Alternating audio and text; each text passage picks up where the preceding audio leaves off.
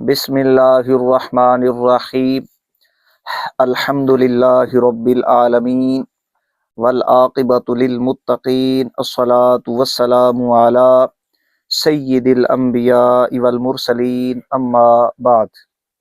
سامعین و ناظرین، ہماری آج کی یہ ویڈیو وہابی دیوبندی فرقہ کے جناب مولوی نجیب عمر دیوبندی کی ویڈیو کے جواب میں ہے۔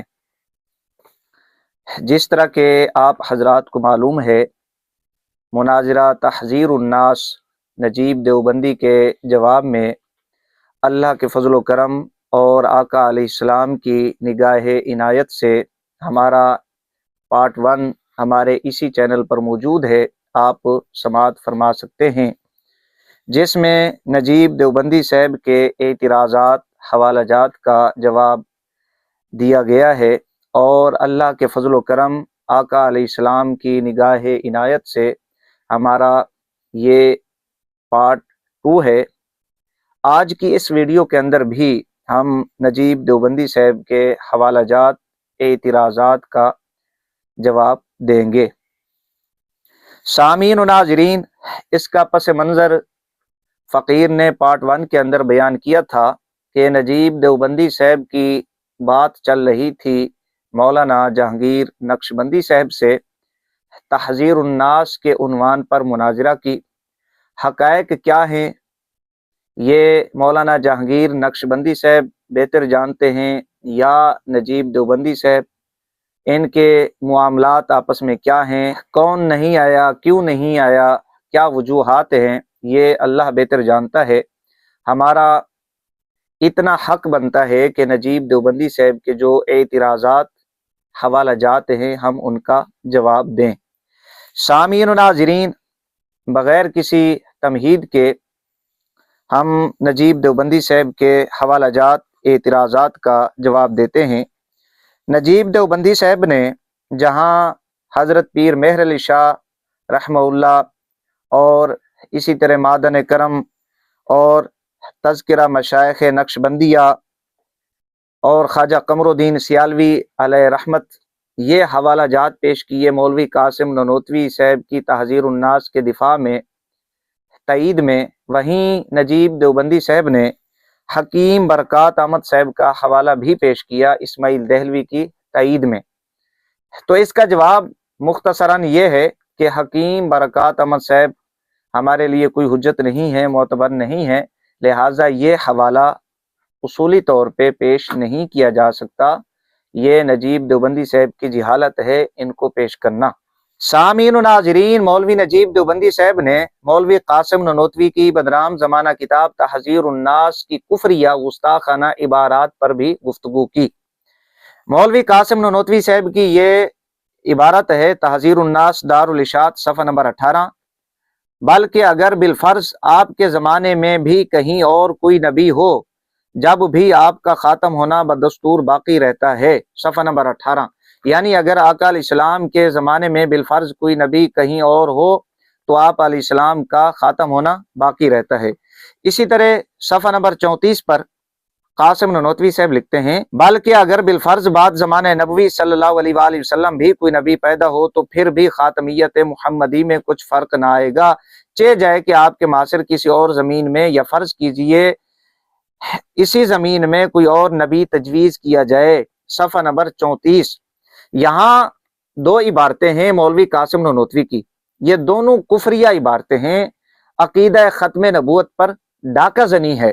نجیب دیوبندی صاحب ان کا جواب دیتے ہوئے، اس پر گفتگو کرتے ہوئے کیا کہتے ہیں کہ جی یہ نئے نبی کا آنا یہ فرض کے قبیلہ سے ہے کہ فرض کیا جائے، یہ اب نجیب دیوبندی صاحب دھوکہ دیتے ہیں اگر بالفرض اس جملے سے، اس عبارت سے۔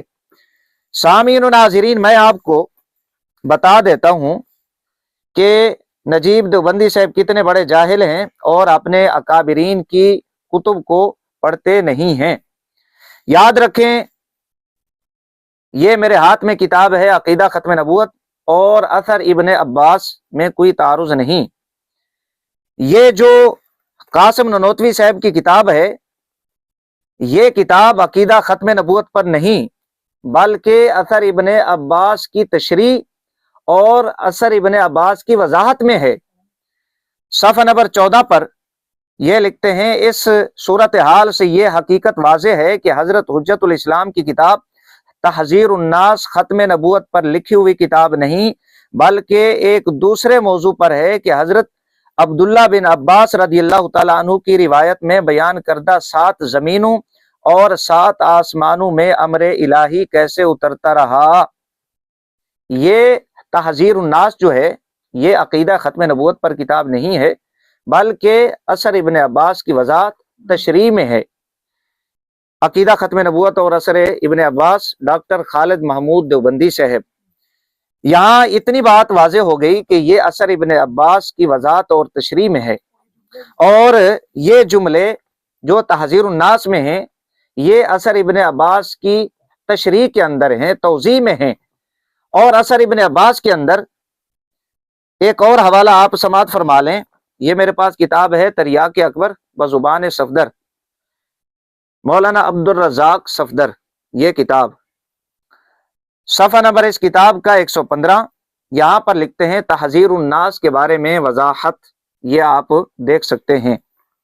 हज़रत मौलाना मोहम्मद कासिम ननौतवी ने तहज़ीरुन नास नामी रिसाला असर इब्न अब्बास रदियल्लाहु ताला अन्हु की तशरीह में लिखा, जिसमें जिक्र है कि 7 आसमानों की तरह ज़मीन भी 7 हैं।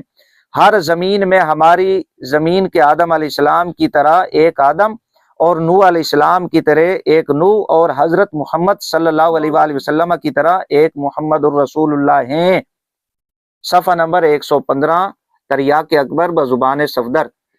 इन दोनों हवालों से ये बात बिल्कुल वाज़ेह हो गई कि ये तहज़ीरुन नास और इसकी जो इबारात हैं, जिसको ये कह रहा था कि ये बिलफर्ज के कबील से है, ये दोनों इबारतें और पूरी किताब ये असर इब्न अब्बास की तशरीह और जो असर इब्न अब्बास है उसमें 7 मुहम्मदुर रसूलुल्लाह सल्लल्लाहु अलैहि वसल्लम का वुकू है।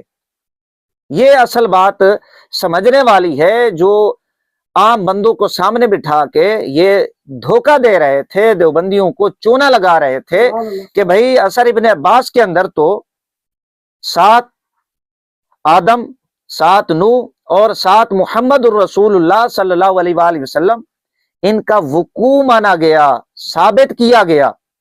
लिहाजा आप ये धोखा नहीं दे सकते कि ये बिलफर्ज के कबील से है। ये आपकी 2 नंबरी, आपकी जिहालत हो सकती है, हकीकत से इसका ताल्लुक नहीं है। ये मैंने 2 हवाला जात इस बात पर पेश कर दिए कि ये जो 2 इबारतें हैं ये बिलफर्ज के कबील से नहीं है, बल्कि असर इब्न अब्बास की वजाहत तशरीह और 7 मुहम्मदुर रसूलुल्लाह सल्लल्लाहु अलैहि वसल्लम और उन 7 का खातम होना, ये वुकू साबित किया गया। लिहाजा ये धोखा देना कि ये बिलफर्ज के कबील से है, ये जनाब की 2 नंबरी है। इसके बाद नजीब देवबंदी साहब ये कह रहे थे कि अगर का जुमला है, अगर बिलफर्ज, ये बिलफर्ज के कबील से। अब जरा देखते हैं कि बिलफर्ज का मतलब देवबंदियों ने क्या लिया है। जो कासिम ननौतवी के मानने वाले हैं, ये किताब का नाम है आईना कादियानियत, वही बात बिलफर्ज। यहां मैं इबारत पढ़ देता हूं, लिखते हैं कि और ये खातमियत हजरत सल्लल्लाहु अलैहि वसल्लम के लिए आला तरीन शर्फ मंज़लत और अजीम शान एजाज़ व इकराम है, और हजरत सल्लल्लाहु अलैहि वसल्लम के बाद किसी शख्स का नबी बनकर आना हजरत सल्लल्लाहु अलैहि वसल्लम की सख्त तौहीन है। क्योंकि अगर हजरत सल्लल्लाहु अलैहि वसल्लम के बाद किसी नबी की आमद फर्ज की जाए तो सवाल होगा कि उस नए नबी को कुछ नए उलूम भी दिए गए या नहीं। ये अब बिल फर्ज पर गुफ्तगू कर रहा है देवबंदी मौलवी। सफ़ा नंबर इस किताब का 21, आगे जरा सुने जो इसके सवालात हैं। क्योंकि अगर हजरत सल्लल्लाहु अलैहि वसल्लम के बाद किसी नबी की आमद फर्ज की जाए तो सवाल होगा कि उस नए नबी को कुछ नए उलूम भी दिए गए या नहीं। अगर कहा जाए कि उस नए नबी को नए उलूम नहीं दिए गए बल्कि वही उलूम उस पर दोबारा نازل کیے گئے تھے تو قرآن مجید اور علوم نبوی صلی اللہ علیہ وآلہ وسلم کے موجود ہوتے ہوئے دوبارہ انہی علوم کو نازل کرنا کار عبث ہوگا، اور حق تعالی شانہ عبث سے منزہ ہیں۔ اور اگر یہ کہا جائے کہ بعد کے نبی کو ایسے علوم دیے گئے جو حضرت صلی اللہ علیہ وآلہ وسلم کو نہیں دیے گئے، تو اس سے نعوذ باللہ حضرت صلی اللہ علیہ وآلہ وسلم کے علوم کا ناقص ہونا، قرآن کریم کا تمام دینی امور کے لیے واضح بیان تبیانا لکل شیء نہ ہونا اور دین اسلام کا کامل نہ ہونا لازم آئے گا، اور یہ حضرت صلی اللہ علیہ وآلہ وسلم کی، قرآن کریم کی اور دین اسلام کی سخت توہین ہے۔ یہ صفحہ نمبر 21 اور 22۔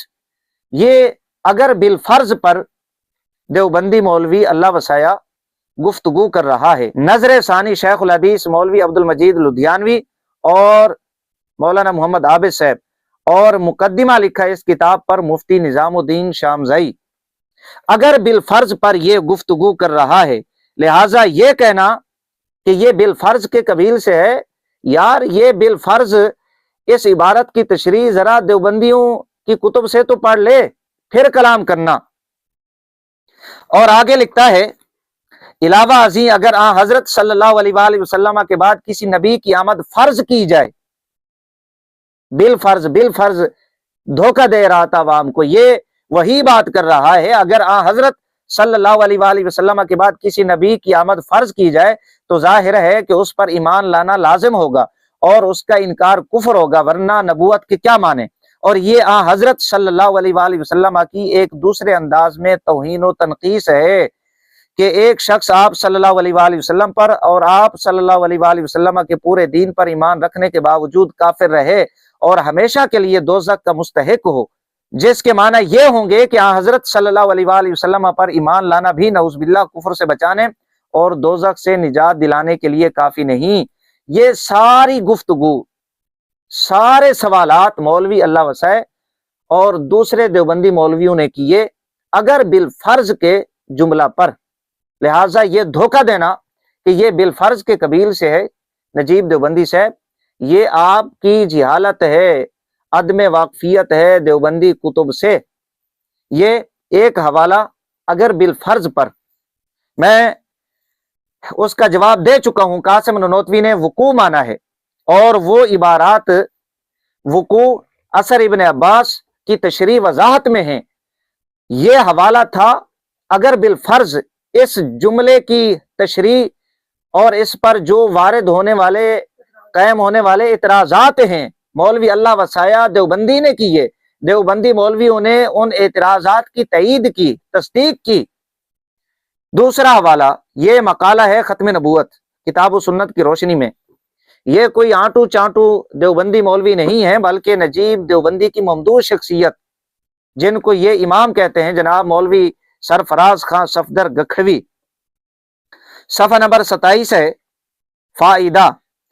یہاں لکھتے ہیں، اگر بالفرض وہی جملہ جو ننوتوی نے لکھا تحذیر الناس میں، جی بالفرض کے قبیل سے، اگر بالفرض کسی اور کو رسالت و نبوت مل جائے تو اس سے ختم نبوت پر زد پڑتی ہے، کیونکہ اس سے پیغمبروں کی تعداد اور گنتی میں اضافہ ہو جائے گا اور نمبر شماری بڑھ جائے گی۔ یہ صفحہ نمبر 27، مقالہ ختم نبوت مولوی سرفراز خان صفدر گکھڑوی۔ اگر یہ کہیں کوئی زد نہیں پڑتی، کوئی فرق نہیں پڑتا، تو سرفراز صفدر گکھڑوی کہتا ہے پیغمبروں کی تعداد بڑھ جائے گی اور گنتی میں اضافہ ہو جائے گا۔ اگر بالفرض یہ جملہ، اس پہ توجہ کرنی ہے جس پہ نجیب دیوبندی نے گفتگو کی اور سامنے عام بندوں کو بٹھا کے چند لوگوں کو جو ان پڑھ تھے انہیں گمراہ کرنے کی کوشش کی۔ سامعین و ناظرین، جناب نجیب دیوبندی صاحب نے اس کے بعد مولوی قاسم ننوتوی صاحب کی عبارات کا ناکام طور پہ دفاع کرتے ہوئے ایک نئی بات کی، دیوبندیوں کو گمراہ کرتے ہوئے۔ وہ کیا کہ آقا علیہ الصلوۃ والسلام کو نبوت ملی ہے عالم ارواح میں۔ آقا علیہ الصلوۃ والسلام کو عالم ارواح میں نبوت ملنے کے بعد دنیا میں جناب آدم علیہ السلام تشریف لائے۔ جناب آدم علیہ السلام کی اولاد سے، آپ کی پشت سے، نسل سے کم و بیش 1.25 لاکھ انبیاء کرام علیہ السلام دنیا میں تشریف لائے۔ اگر آقا علیہ السلام کے بعد کسی نبی کا آنا یہ عقیدہ ختم نبوت کے خلاف ہے، خاتمیت کے خلاف ہے تو پھر جناب آدم علیہ السلام کا، دیگر انبیاء کرام علیہ السلام کا دنیا میں تشریف لانا یہ بھی خاتمیت کے خلاف ہونا چاہیے۔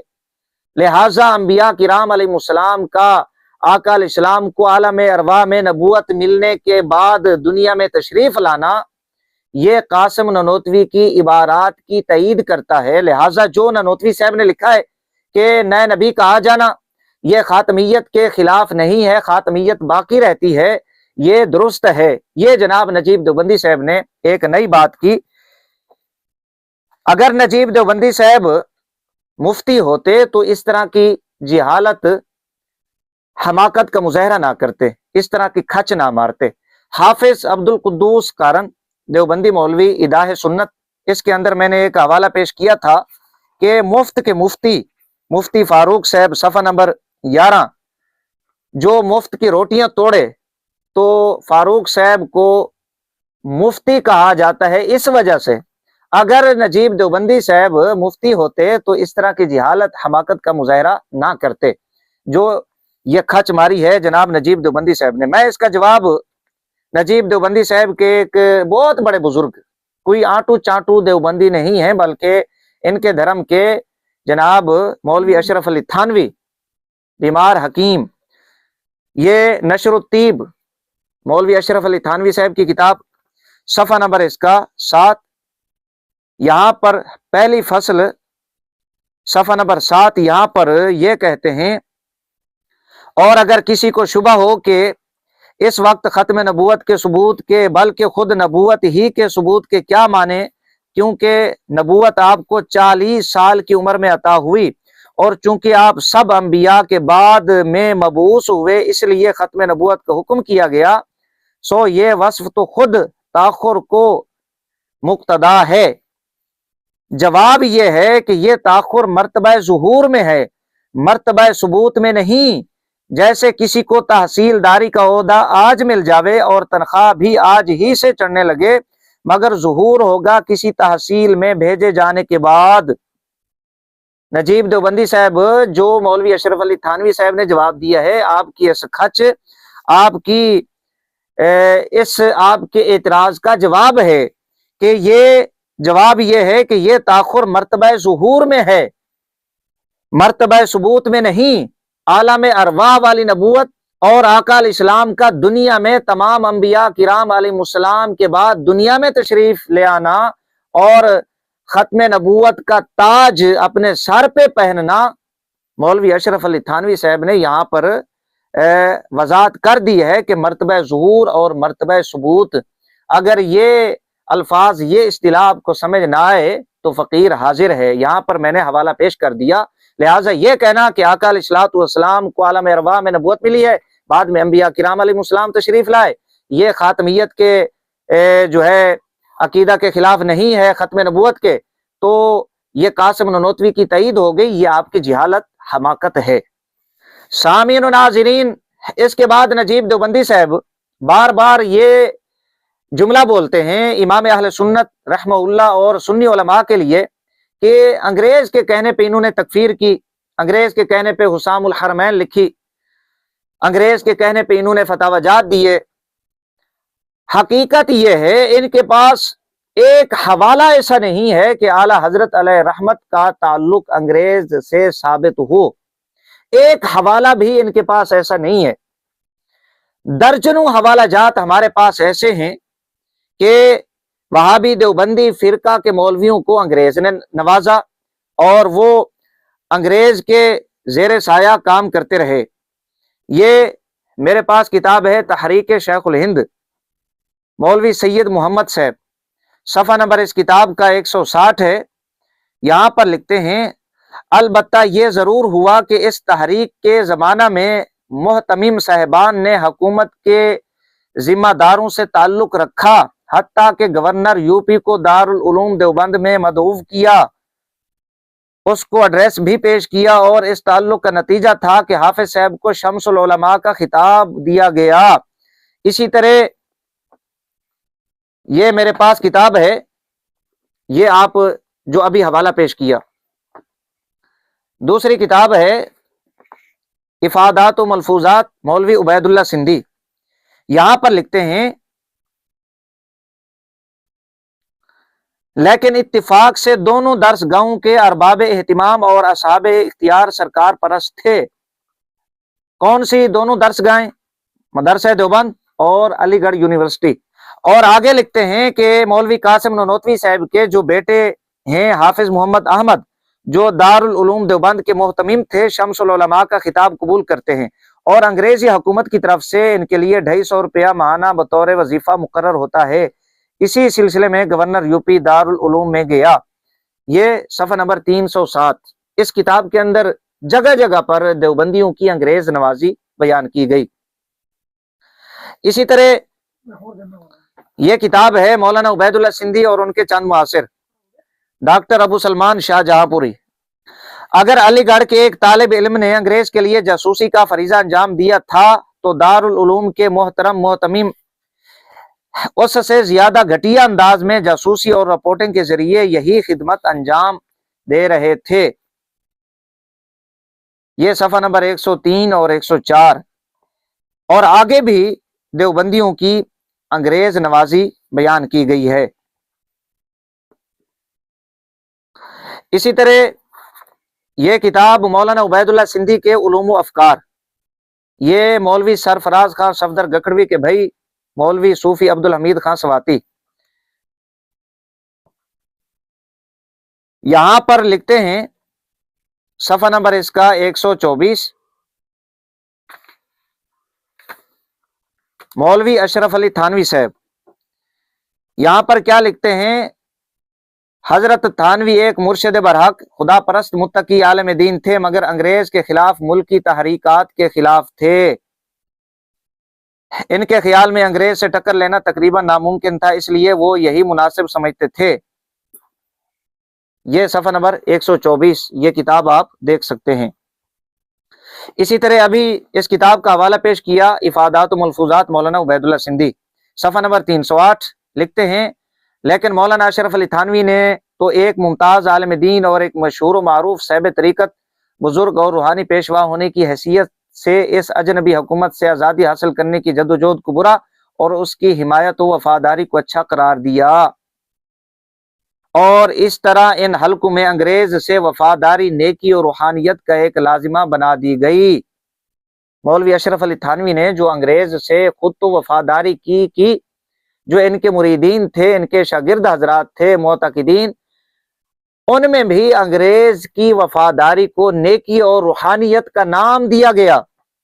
आप किस मुंह से इमाम अहले सुन्नत अलैहि रहमत पर एतराज करते हैं? आपके बुजुर्ग तो तरीकत और रूहानियत को अंग्रेज के लिए वफादारी का एक जरिया बनाकर आवाम के सामने पेश करते रहे। ये आप हवाला जात समात फरमाते रहें। ये मौलवी अशरफ अली थानवी साहब के भाई मौलाना उबैदुल्ला सिंधी के उलूम व अफकार, अभी इसका हवाला पेश किया, सफ़ा नंबर 124। और यह भी हकीकत है कि मौलाना थानवी के एक भाई मजहर अली अंग्रेज के CID के महकमा में थे और उन्होंने आज़ादी पसंद मुसलमानों को नुकसान भी पहुंचाया है, सफ़ा नंबर 124। यानी पूरी देवबंदियत ये अंग्रेज की लपेट में थी। ये उबैदुल्ला सिंधी जिसका बार बार जिक्र कर रहे हैं, ये बेचारा हिंदू से नया नया देवबंदी हुआ और इसको शौक चढ़ा था अंग्रेज के खिलाफ जिहाद करने का। तो इसने सोचा कि अब मैं इस्माइल दहलवी और राय अहमद बरेली की जमात में शामिल हो जाऊं। ये कहता है अपने मलफूजात में कि मुझे बड़ा अफसोस हुआ, वहां पहुंचकर मुझे मालूम हुआ कि इस्माइल दहलवी और राय अहमद बरेली की जो जमात है अंग्रेज के जेर असर है, उनके ताउन से चल रही है। ये इनके जिहाद की हकीकत है। यहां पर सफ़ा नंबर इसका 151, इनके फिरके का एक बहुत बड़ा मुनाजिर मौलवी मुर्तजा हसन चांदपुरी, साजिद देवबंदी साहब सानी चांदपुरी बनने के चक्रू में हैं। ये चांदपुरी साहब, इनके हवाला से अब बात करने लगा हूं। डॉक्टर अबू सलमान शाहजहांपुरी साजिद देवबंदी साहब के ममदू हैं। यहां पर रेशमी खतूत साजिश केस का इस्तिगाथा अंग्रेजों ने खुद रिपोर्ट बनाकर पेश की, इन्होंने यहां पर इसे लिख दिया। मौलवी मुर्तजा हसन ने हमें बताया कि उबैदुल्ला ने जमीयतुल अंसार के अंदर एक खुफिया जमात बनाई थी। यानी इनके फिरके का एक बहुत बड़ा मुनाजिर وہ انگریزوں کو یہ بتایا کرتا تھا کہ کون سا مولوی کیا کر رہا ہے، ان کے لیے جاسوسیاں کیا کرتا تھا۔ یہاں پر یہ بھی بتا دوں کہ شاید کوئی یہ نہ سمجھ لے کہ عبید اللہ سندھی اور محمود الحسن دیوبندی یہ انگریز کے خلاف تھے۔ اصل معاملہ یہ تھا، اور متعدد بار میں نے ویڈیو کے اندر ذکر کیا ہے کہ دیوبندیوں کے دو گروہ تھے۔ ایک انگریز کی گود میں تھا مولوی اشرف علی تھانوی اور عثمانی خاندان اور قاسم نانوتوی کا بیٹا حافظ احمد، وہ انگریز سے انعامات اور روپے وصول کیا کرتا تھا۔ تبلیغی جماعت یہ بھی اس میں شامل ہے۔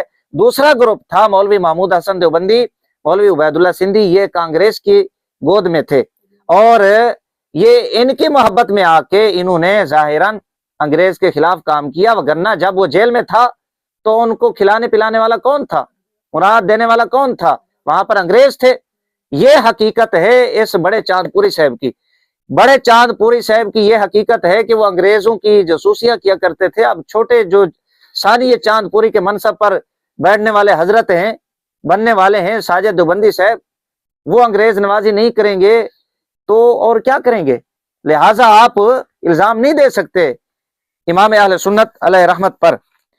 اور اس کے بعد نجیب دیوبندی صاحب نے ایک الزام لگایا امام اہل سنت شیخ الاسلام والمسلمین مولانا احمد رضا قادری حنفی علیہ رحمت پر کہ یہ مرزائی نواز تھے، نعوذ باللہ۔ دوسرے وہابی دیوبندی فرقہ کے مولوی حضرات بھی اپنی کتب کے اندر لکھتے ہیں اور اپنے بیانات، اپنے دروس کے اندر یہ بکواس کرتے ہیں۔ میں آپ کو اس کا جواب دے دیتا ہوں دیوبندی کتب سے کہ اعلیٰ حضرت علیہ رحمت نعوذ باللہ مرزائی نواز تھے یا یہ ان کا جھوٹ ہے۔ یہ میرے پاس کتاب ہے عشق رسول کے ایمان افروز واقعات، ادارہ تالیفات ختم نبوت، صفحہ نمبر اس کتاب کا 128۔ یہاں پر عنوان ہے فاضل بریلوی تڑپ اٹھے، نبی آخر الزمان صلی اللہ علیہ وآلہ وسلم کی ختم نبوت پر ڈاکہ زنی ہوتے ہوئے دیکھ کر مولانا احمد رضا خان بریلوی رحمہ اللہ تڑپ اٹھے اور مسلمانوں کو مرزائی نبوت کے زہر سے بچانے کے لیے انگریز کے ظلم و بربریت کے دور میں عالم حق بلند کرتے ہوئے اور شمع جرت جلاتے ہوئے مندرجہ ذیل فتویٰ دیا، جس کا حرف حرف قادیانیت کے سومنات کے لیے گرز محمود غزنوی ہے۔ یہ اب ایک حوالہ آپ نے سماعت فرمایا، اعلیٰ حضرت علیہ رحمت نے مرزائیوں کے خلاف فتاوی جات دیے، اور یہ فتاوی جات مرزائیوں پر جو ان کا سومنات کا مندر ہے اس پر سلطان محمود غزنوی کا جو گرز ہے اس کی حیثیت رکھتا ہے۔ اور لکھنے والے کون ہیں؟ دیوبندی مولوی۔ یہ حوالہ، یہ کتاب آپ کے سامنے ہے۔ لہٰذا یہ کہنا کہ مرزائی نواز ہیں یہ ان کا دجل اور فریب ہے۔ دوسرا حوالہ، یہ میرے ہاتھ میں کتاب ہے چمنستان ختم نبوت کے گلہائے رنگا رنگ مولوی اللہ وسایا۔ یہ مولوی نجیب دیوبندی، ساجد دیوبندی، ابو ایوب ان کے گروپ کے ممدوح ہیں۔ صفحہ نمبر 151، عنوان ہے احمد رضا خان بریلوی رحمہ اللہ۔ یہاں پر امام اہل سنت علیہ رحمت کی کتب کا ذکر کرتے ہوئے مولوی صاحب نے ان کتابوں کا ذکر کیا جو رد مرزائیت میں اعلیٰ حضرت علیہ رحمت نے لکھی ہیں۔ یہاں پر 5 کتابوں کا ذکر کیا مولوی اللہ وسایا نے، اور آخر میں کیا لکھتا ہے کہ 1921 میں الجراز الدیانی علی المرتد القادیانی تحریر فرمایا، اور یہ آپ کی زندگی کی آخری تصنیف ہے۔ اعلیٰ حضرت علیہ رحمت وہ مرد قلندر ہیں کہ آپ کی آخری تصنیف، آخری کتاب آپ نے اتنا رد کیا مرزائیت کا، قادیانیت کا، کہ آپ کی آخری کتاب، آخری تصنیف جو ہے وہ عقیدہ ختم نبوت کی دفاع میں ہے، مرزائیوں کے خلاف ہے۔ یہ اب تیسرا حوالہ آپ سماعت فرمائیں، امام اہل سنت علیہ رحمت اور رد قادیانیت۔ کتاب کا نام ہے تذکرہ مجاہدین ختم نبوت اور قادیانیوں کے عبرت انگیز واقعات، مولوی اللہ وسایا صاحب، جن کا بھی میں نے حوالہ پیش کیا۔ صفحہ نمبر اس کا 193 ہے، مولوی عبد القادر رائے پوری صاحب، ان کے حوالے سے مولوی اللہ وسایا صاحب لکھتے ہیں، اور یہ دوسری کتب کے اندر بھی بات موجود ہے جو عبد القادر رائے پوری صاحب کی سوانح ہے، اس میں بھی یہ حوالہ، یہ بات موجود ہے۔ لکھتے ہیں کہ حضرت رائے پوری نے فرمایا، مولوی احمد رضا خان صاحب نے ایک دفعہ مرزائیوں کی کتابیں اس غرض سے منگوائی تھیں کہ ان کی تردید کریں گے۔ میں نے بھی دیکھی۔ یہ اب مولوی عبد القادر رائے صاحب کی گواہی ہے کہ اعلیٰ حضرت علیہ رحمت نے مرزائیوں کی، قادیانیوں کی تردید کی، آپ نے رد فرمایا۔ اتنے واضح حوالہ جات ہونے کے باوجود الزام لگانا، بہتان بازی سے کام لینا کہ اعلیٰ حضرت علیہ رحمت نعوذ باللہ مرزائی نواز تھے، مرزائیوں کے لیے کام کیا، لعنت اللہ علی الکاذبین، یہ نجیب دیوبندی صاحب کا جھوٹ دجل فریب ہے۔ ہم ذرا اب حوالہ جات پیش کرتے ہیں دیوبندیوں کے کہ سب سے بڑے مرزائی نواز وہابی دیوبندی فرقہ کے مولوی ہیں۔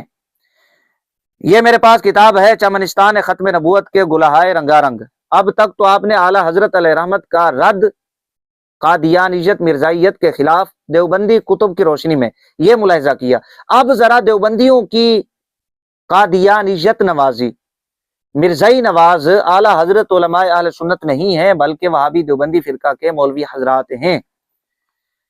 یہ میرے پاس کتاب، صفحہ نمبر اس کتاب کا 614، جلد اس کی 2 ہے، مولوی عبد الماجد دریابادی۔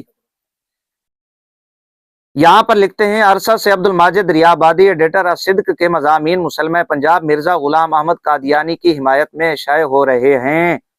یہ آگے یہ بھی لکھا، چونکہ عبد الماجد صاحب حضرت حکیم الامت مولانا اشرف علی تھانوی سے اپنی نسبت بیان کرتے ہیں، یعنی مولوی اشرف علی تھانوی کا خلیفہ مرید عبد الماجد دریابادی مرزا قادیانی کا وکیل اس کی حمایت میں مضامین شائع کرتا رہا ہے۔ مولانا عبید اللہ سندھی اور ان کے چند معاصر ڈاکٹر ابو سلمان شاہ جہاں پوری، وہی بندہ ساجد دیوبندی کا ممدوح، صفحہ نمبر اس کتاب کا 112، یہاں پر لکھتے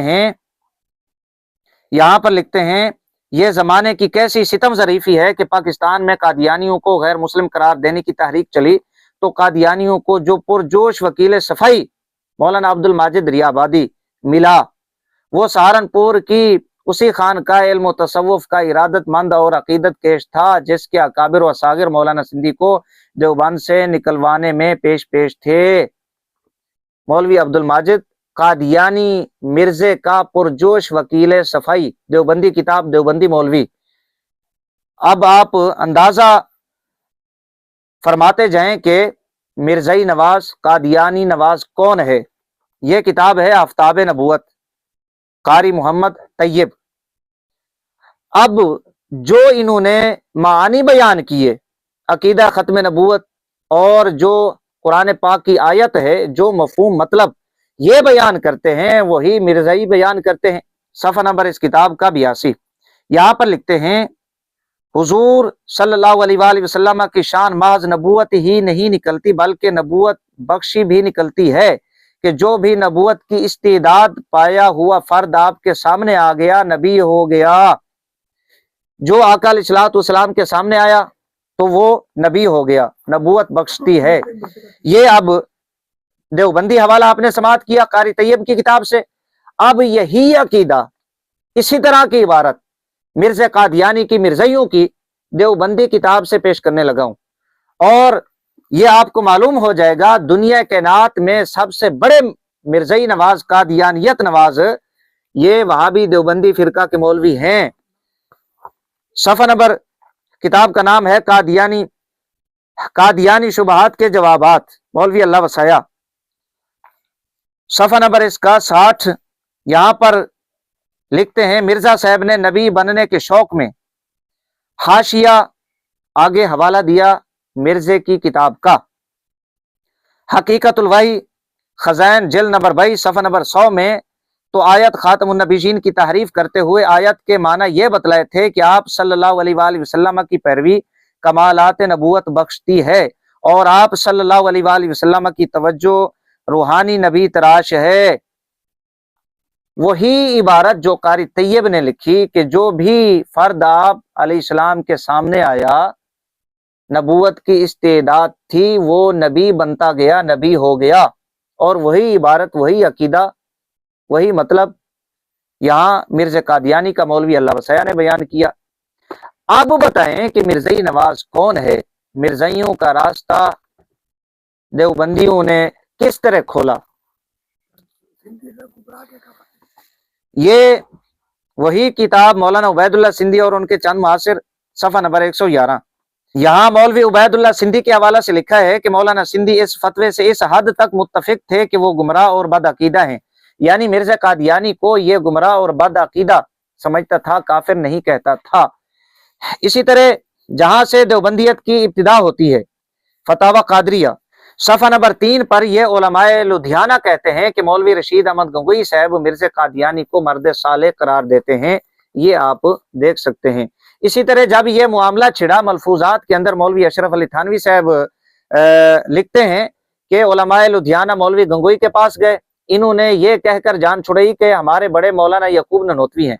जब उनके पास ये उलमा गए तो थानवी साहब कहते हैं कि मौलाना यकूब ननोतवी साहब गुस्सा में आ गए, जोश में आकर ये कहा कि एक साले मुसलमान की तकफीर करने से बेहतर नहीं है कि तुम्हारी तकफीर कर दी जाए। यानी मिर्जा कादियानी के दिफा में ये कहा कि बजाय मिर्जा कादियानी की तकफीर करने से ये बेहतर नहीं है कि तुम्हारी तकफीर कर दी जाए। तो अब बताएं, मिर्जाई नवाज कौन है, कादियानी नवाज कौन है?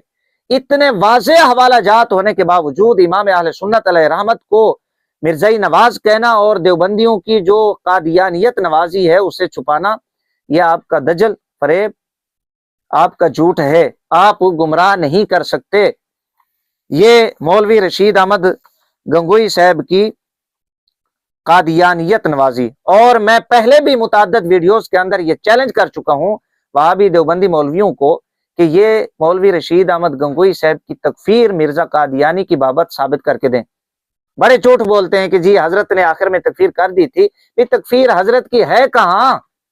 उसकी तकफीर हमारे सामने पेश कर दें कि हजरत की ये किताब है। मौलवी साजिद देवबंदी साहब फोन करते हैं उलमा को कि जी ये फतवा वुक़ूए कादिब हुसामुल हरमैन में जिसका जिक्र इमाम अहले सुन्नत अलैहि रहमत ने किया है, हजरत गंगोई की इतनी तसनीफात हैं, उसमें ये फतवा कहाँ है?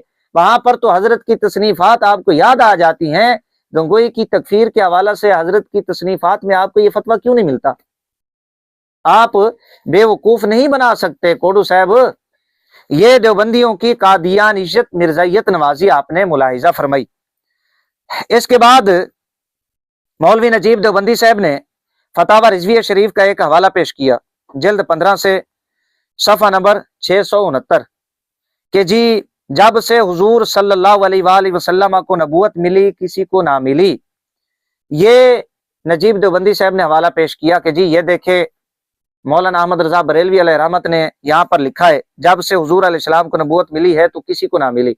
हालांकि उसके बाद जनाब आदम अलैहिस्सलाम है, दूसरे अंबिया किराम अलैहिस्सलाम, यहाँ पर मैं इसका जवाब नशरुत्तीब के हवाला से दे चुका हूँ कि बेसत आली मुराद है, लिहाजा आला हजरत अलैहि रहमत का ये हवाला पेश करना आपको फायदा नहीं दे सकता।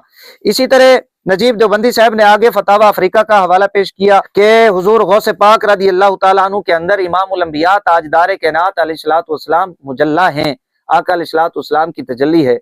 नजीब देवबंदी साहब अगर मुफ्ती होते तो ये जिहालत पर मबनी एतराज ना करते, इसलिए कि यहाँ तजल्ली से मुराद फैज है कि आका अलैहिस्सलातु वस्सलाम का फैज हजरत गौसे पाक रदी अल्लाह तआला अन्हु सरकार के अंदर है।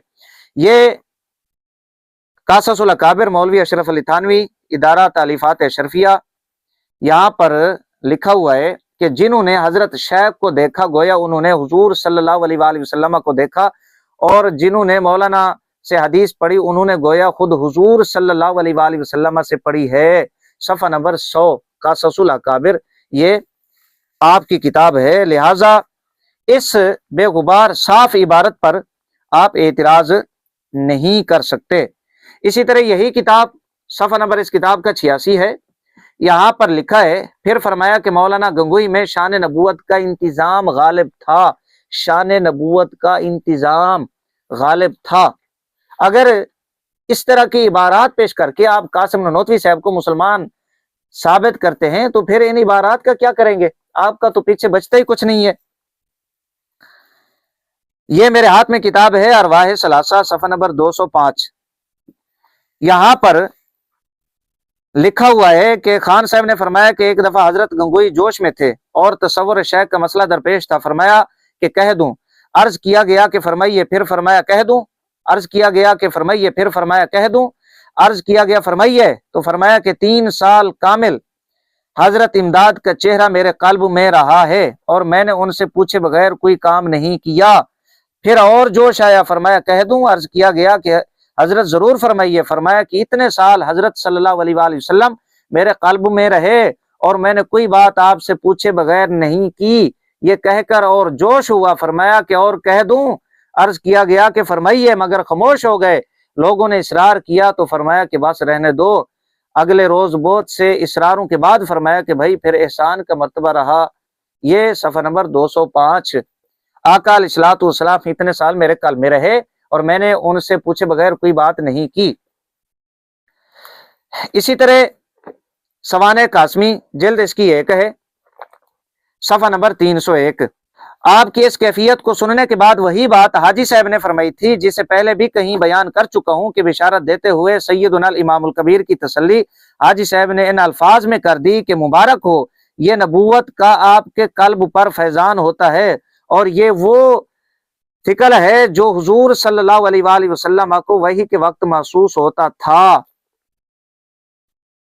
غوث پاک رضی اللہ تعالی عنہ والی عبارت پر اعتراض آپ کی جہالت ہے۔ آپ کی کتب کے اندر تو اتنی بڑی بڑی عبارات، موٹی موٹی عبارات، خطرناک، انتہائی حد تک خطرناک ہیں، وہ موجود ہیں، ان کا کیا کریں گے آپ؟ اسی طرح ایک اور عبارت آپ سماعت فرمائیں، یہ انوار الباری جلد 5 ہے، صفحہ نمبر 87۔ یہاں پر لکھا ہوا ہے، پھر انہوں نے سوانح قاسمی جلد اول دوم کے وہ مقامات دکھائے جن میں کچھ غیر محتاط باتیں درج ہو گئی ہیں۔ مثلا صفحہ نمبر 54 جلد 1 میں نانوتا کی وجہ تسمیہ کے تحت کسی قسم کی دعوت کا نیا نیوتا یا جدید پیغام تقسیم ہونے کا ذکر کیا گیا، اور صفحہ نمبر 260 جلد 1 حضرت نانوتوی کی زندگی کے عملی پہلو کو حضرت عیسیٰ کی زندگی سے تشبیہ، صفحہ نمبر 82 جلد 2 میں نانوتوی کی مشابہت مدینۃ النبی سے حضرت نانوتوی کی 10 سالہ زندگی کو حضور اکرم صلی اللہ علیہ وآلہ وسلم کی مدنی زندگی کے 10 سال سے تشبیہ اور ان کے ایک خاص قلبی حال اور اس کے شکل کو شکل وحی سے تشبیہ، نور نبوت کے زیر سایہ تربیت پانے والے خلفائے اربعہ میں سے حضرت نانوتوی کو صدیق اکبر سے، حضرت مولانا یعقوب کو فاروق اعظم سے، حضرت مولانا رفیع الدین صاحب کو حضرت عثمان سے اور حضرت محمد حاجی عابد صاحب کو حضرت علی سے مشابہ بتلایا۔ پھر تکوینی طور پر عکس و ذل کی بحث وغیرہ۔ ہمارے نزدیک اس قسم کی چیزیں لکھنا اگرچہ کسی غلط مقصد کے لیے نہ ہو پھر بھی خلاف احتیاط ضروری ہے، کیونکہ ان باتوں سے برے اثرات لیے جا سکتے ہیں۔ ہم دوسروں کے غیر محتاط اقوال پہ گرفت کرتے ہیں اور خود اس بیماری میں مبتلا ہیں۔ یہ آپ کا دیوبندی مولوی تسلیم کرتا ہے کہ انہوں نے عکس اور ذل کی بات کی ہے اور اس طرح کی تشبیہات اور یہ معاملات اپنی کتابوں کے اندر لکھے ہیں۔ لہٰذا یہ جواب ہو گیا فتاوی افریقہ کی عبارت حضرت غوث پاک رضی اللہ تعالیٰ عنہ کے حوالہ سے۔ اس کے بعد نجیب دیوبندی صاحب ایک اعتراض کرتے ہیں کہ جی رسالت کا آغاز ایک شعر ہے، اس پر امام اہل سنت علیہ رحمت انجام و آغاز رسالت باشد گو ہم تابع عبد القادر، یہ امام اہل سنت علیہ رحمت کا ایک شعر، اس پر اعتراض کرتے ہیں کہ جی یہ دیکھیں، یہاں جواب اس کا یہ ہے کہ امام اہل سنت علیہ رحمت اس ربائی کے جو آخری مصرے ہیں ان میں یہ فرما رہے ہیں کہ حضرت غوث پاک رضی اللہ تعالیٰ عنہ یہ امام الاولیاء ہیں، جہاں حضرت غوث پاک رضی اللہ تعالیٰ عنہ جو کہ امام الاولیاء ہیں ان کے مقام ولایت کی انتہا ہوتی ہے، وہیں سے مقام انبیاء کرام علیہ السلام کی ابتدا ہوتی ہے۔ یہ اس شعر کا مطلب ہے۔ امام اہل سنت علیہ رحمت کے اشعار سمجھنے کے لیے بھی عقل کا ہونا ضروری ہے۔ آپ جیسے جاہل جب گفتگو کریں گے تو اس طرح کی کھچے ماریں گے۔ لہٰذا یہ کہنا کہ امام اہل سنت علیہ رحمت نے نبوت کا دروازہ بند نہ ہونا یہ کہا ہے، یہ آپ کا دجل اور فریب ہے۔ اسی طرح نجیب دیوبندی صاحب نے ایک حوالہ پیش کیا مغفرت ذنب ڈاکٹر ابو الخیر زبیر صاحب کا کہ امام اہل سنت علیہ رحمت کو یہ انبیاء کرام علیہ السلام سے بڑھ کر مانتے ہیں۔ یہ ان کا دجل ہے، دھوکہ ہے، فریب ہے۔ میں حوالہ پیش کر دیتا ہوں، یہ مطالعہ بریلویت جلد اس کی 8 ہے، नजीब देवबंदी साहब के ममदू जनाब डॉक्टर खालिद महमूद देवबंदी। यहाँ पर क्या कहते हैं, सफ़ा नंबर 39, यहाँ पर डॉक्टर खालिद महमूद देवबंदी साहब कहते हैं, और मौलाना अबुल खैर मोहम्मद जुबैर के भी साथ नहीं, जो कहते हैं कि बाज़ बरेलवियों का अकीदा है कि मौलाना अहमद रजा खां का दर्जा माज़ अल्लाह हुजूर अकरम सल्लल्लाहु अलैहि वसल्लम से भी ज्यादा है। अस्तगफिरुल्लाह। हम समझते हैं कि पूरी दुनिया में कोई ऐसा बरेलवी ना होगा जिसका यह अकीदा हो। हाँ, इल्जाम की लटक एक ऐसी लटक है जिससे हर शख्स दूसरे के बारे में जो चाहे कह सकता है। हकीकत से इसका ताल्लुक नहीं है, इल्जाम है। हर बंदे को हक है, जो चाहे वो मुंह से निकाल सकता है, जो चाहे वो इतराज करता रहे, बकता रहे। अब बकने का जवाब तो नहीं होता। यही बात नया एडिशन मुताले बरेलवियत जिल्द नंबर 8 और इसका सफ़ा नंबर 45, यही बात कि ये इल्जाम है, हकीकत से इसका ताल्लुक नहीं है, और ये बहतान अजीम है। बहतान अजीम इसको करार दिया डॉक्टर खालिद महमूद देवबंदी ने। आप किस मुंह से डॉक्टर खालिद महमूद देवबंदी साहब जो मरकर मिट्टी में मिल गए, उनकी रूह को तड़पाते हुए आला हजरत अलैहि रहमत और उनके मानने वालों पर ये इल्जाम लगा रहे हैं? जरा आप डॉक्टर खालिद महमूद देवबंदी की ये किताब भी पढ़ लेते, मुताले बरेलवियत जिल्द नंबर 8। ये जवाब हो गया मगफरत ज़म डॉक्टर अबुल खैर जुबैर। ये इल्जाम की हद तक है, हकीकत से इसका ताल्लुक नहीं है। इसी तरह जाल हक हवाला पेश किया कि अंबिया किराम अलैहिस्सलाम से खताएं हो सकती हैं, आला हजरत अलैहि रहमत से नहीं हो सकती। इसका जवाब मैंने दे दिया है डॉक्टर खालिद महमूद देवबंदी की किताब से कि हकीकत से इसका ताल्लुक नहीं है। बाकी अंबिया किराम अलैहिस्सलाम से खताएं इनकी कुतुब के अंदर भी दर्जनों हवाला जात हैं। फकीर नजीब देवबंदी के जवाब में मुतअद्दिद वीडियोस रिकॉर्ड करा चुका है कि अंबिया किराम अलैहिस्सलाम के लिए इन्होंने खता का लफ्ज भी इस्तेमाल किया, गुनाह का लफ्ज भी इस्तेमाल किया, गुमराह तक इन्होंने तर्जुमा किया कुरान पाक का अंबिया किराम अलैहिस्सलाम के हवाला से। लिहाजा ये कहना कि इमाम अहले सुन्नत वल जमाअत से खता नहीं हो सकती, अंबिया से खता होती है, यह आपकी जिहालत है। ये जवाब हो गया जाल हक की इबारत और मगफिरत ज़म डॉक्टर अबुल खैर जुबैर साहब की इबारत का। इमाम अहले सुन्नत वल रहमत अल्लाह के वली हैं, विलायत के आला दर्जा पर फायज हैं। हम वली के बारे में महफूज का अकीदा रखते हैं, मासूमियत का अकीदा नहीं रखते। अगर इस तरह की इबारात उठाकर आपने लोगों को गुस्ताख बनाना है, फतवे लगाने हैं और कासिम ननोतवी को कुफर से बचाना है, नाकाम दिफा करना है, तो कुछ इबारात फकीर आपकी खिदमत में पेश कर देता है। ये सिरात मुस्तकीम है मौलवी इस्माइल देहलवी साहब, वही बदनाम जमाना इबारत। सफ़ा नंबर इसका 169, यहाँ पर लिखा हुआ है, जिना के वसवसे से अपनी बीवी की मुजामत का ख्याल बेहतर है, और शेख या इन्हीं जैसे और बुजुर्गों की तरफ खा जनाब रिसालत माब ही हूँ, अपनी हिम्मत को लगा देना अपने बैल और गधे की सूरत में मुस्तगरक होने से ज्यादा बुरा है। यहाँ अब इमामुल अंबिया ताजदार कैनात अलैहिस्सलाम के ख्याल को बैल और गधे के ख्याल में मुस्तगरक होने से ज्यादा बुरा करार दिया गया। यहाँ इस सिरात मुस्तकीम की इबारत का आप मतलब मफहूम भी समझ लें, ख्याल की बात हो रही है। सफ़ा नंबर 277 मौलाना मोहम्मद अली जलंधरी। चुनाचे अगर नमाज के दौरान दुनिया की किसी अदना चीज यानी कुत्ते बिल्ले या चूड़े चमार का ख्याल आ जाए तो आदमी फौरन इस ख्याल को झटक देगा और अपना ताल्लुक फिर अल्लाह से जोड़ेगा। लेकिन अगर नमाज में किसी प्यारी हस्ती यानी माँ बाप, पीरो मुर्शिद या हुजूर सल्लल्लाहु अलैहि वसल्लम का ख्याल आ गया तो चूंकि इनसे पूरी दुनिया से बढ़कर मोहब्बत है, इसलिए इनके ख्याल से पलट कर आना जरा मुश्किल हो जाएगा। यहाँ अब ये इस हवाला से साबित हुआ कि सिरात मुस्तकीम के अंदर आका अलैहिस्सलाम के ख्याल की बात हो रही है। देवबंदी चूंकि तवील करते हैं सरफ हिम्मत, ये हवाला इस पर मैंने पेश कर दिया।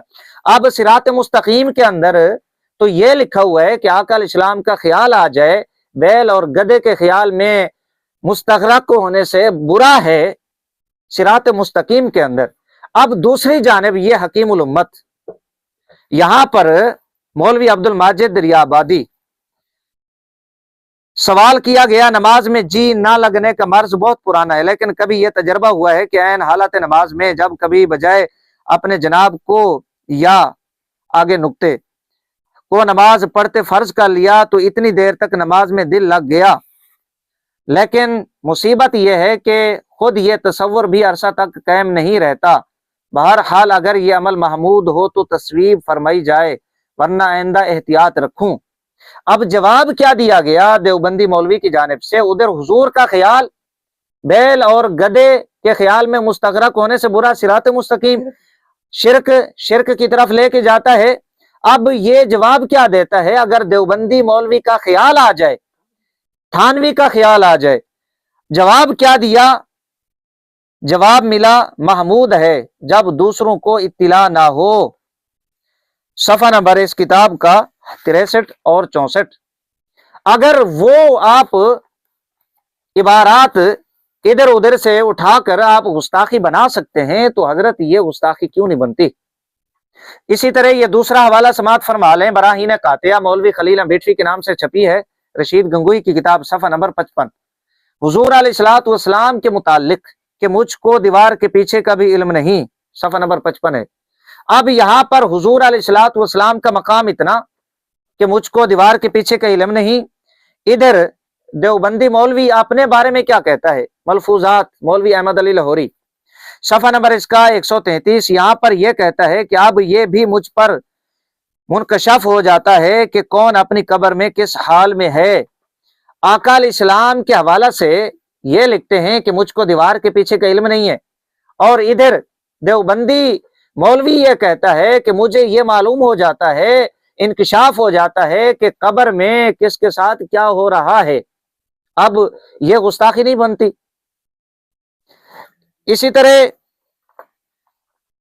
یہ بوادر النوادر مولوی اشرف علی تھانوی صاحب کی سب سے آخری کتاب، وہی انداز جو نجیب دیوبندی صاحب نے اپنایا کہ انبیاء کرام علیہ السلام کے حوالہ سے لکھا جعل کے اندر کہ خطائیں ہو سکتی ہیں، اعلیٰ حضرت علیہ رحمت کے حوالہ سے لکھا کہ وہ خطا سے محفوظ ہے، خطا نہیں ہو سکتی، اس نے گستاخی بنا کر پیش کیا۔ وہی انداز، وہی طرز استدلال، صفحہ نمبر 197 یہاں پر لکھا ہے انبیاء کرام علیہ السلام کے حوالہ سے کہ ایک واقعہ کی تحقیق کی غلطی ہے۔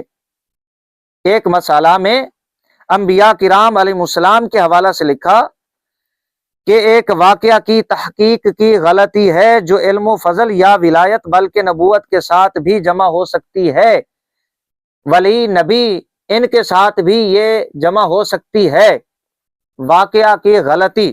جبکہ اپنے مولوی کا حال یہ لکھتے ہیں مولوی رشید احمد گنگوئی صاحب، حکایات اولیاء مولوی اشرف علی تھانوی گنگوئی صاحب کے حوالہ سے لکھتے ہیں، صفحہ نمبر 206، حضرت نے فرمایا کہ حق تعالی نے مجھ سے وعدہ فرمایا ہے کہ میری زبان سے غلط نہیں نکلوائے گا، صفحہ نمبر 206۔ انبیاء کرام علیہ السلام کے ساتھ واقعہ کی تحقیق میں غلطی ہو سکتی ہے، نبوت اور ولایت ان دونوں کے ساتھ جمع ہو سکتی ہے۔ رشید گنگوئی صاحب کہتے ہیں کہ اللہ تعالیٰ نے مجھ سے وعدہ کیا ہے کہ میری زبان سے کبھی غلط نہیں نکلوائے گا۔ اب ادھر دیوبندی مولوی کا مقام، ادھر انبیاء کرام علیہ السلام اور اولیاء کرام رحمہم اللہ علیہم اجمعین، آپ خود اندازہ کر لیں کہ یہ کتنے بڑے گستاخ ہیں، ارواح ثلاثہ۔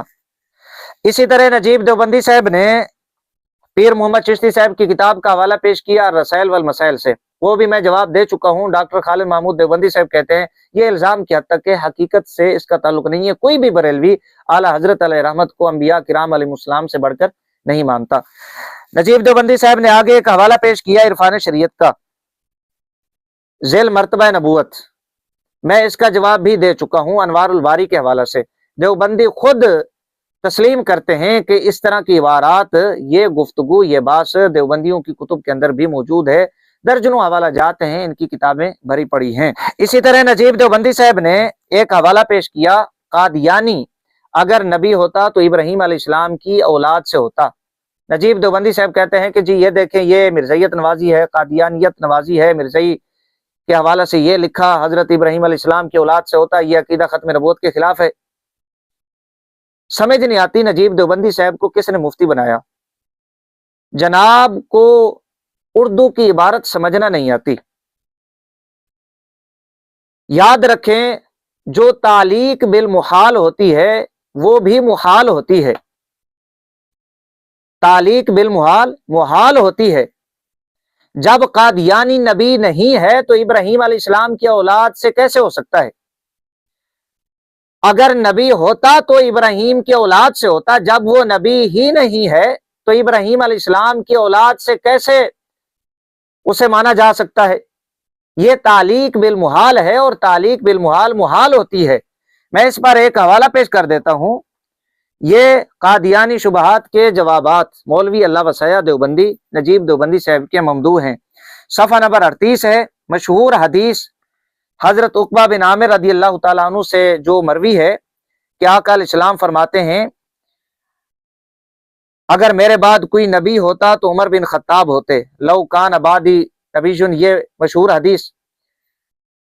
یہاں کلام کرتے ہوئے لو پر، لو کا لفظ فرض محال کے لیے آتا ہے، اور فرض محال اپنے واقع ہونے کو لازم نہیں ہے، جیسا کہ مشہور محدث ملا علی قاری رحمہ اللہ مرقات المفاتح شرح مشکات المصابیح میں ارشاد فرماتے ہیں، صفحہ نمبر 38، یہ اب جو فرض محال ہے وہ اپنے واقع ہونے کو لازم نہیں ہوتا۔